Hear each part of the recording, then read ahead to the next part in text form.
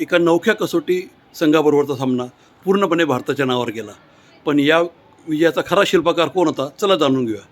नमस्कार मित्रांनो, मी अजय. आपल्या गप्पा क्रिकेटच्या अजयसोबत या कार्यक्रमात आपले मनपूर्वक स्वागत करतो. आज आपण बोलणार आहोत श्रीलंकेच्या भारत दौऱ्यातील दुसऱ्या कसोटी सामन्याबद्दल, जो 25 ते 29 सप्टेंबर 1982 दरम्यान मद्रास म्हणजे आत्ताचं चेन्नई येथे खेळला गेला होता. पहिली कसोटी अनिर्णित राहिली होती. दुसऱ्या सामन्यात भारताने सुरुवातीपासूनच वर्चस्व गाजवले. भारताने पहिल्या डावात 432 धावा उभारल्या. या डावाचे मुख्य आकर्षण ठरले ते दिलीप वेंगसरकर यांची 155 धावांची शानदार खेळी, तर सुनील गावस्कर यांनी 63 धावांचे महत्त्वपूर्ण योगदान दिले. प्रत्युत्तरात श्रीलंकेचा पहिला डाव 191 धावातच आटोपला.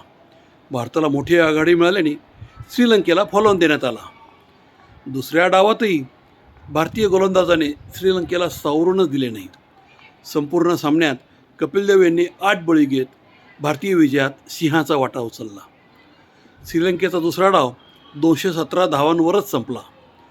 भारताने हा सामना 1 डाव आणि 24 धावांनी जिंकत मालिका खिशात घातली. या सामन्याचे सामनावीर ठरले दिलीप वेंगसरकर त्यांच्या 155 धावांच्या अप्रतिम खेळीबद्दल. तुमच्या मते या सामन्यात भारतीय संघातील उत्कृष्ट खेळाडू कोण होता? तुमचे उत्तर कमेंटमध्ये नक्की लिहा.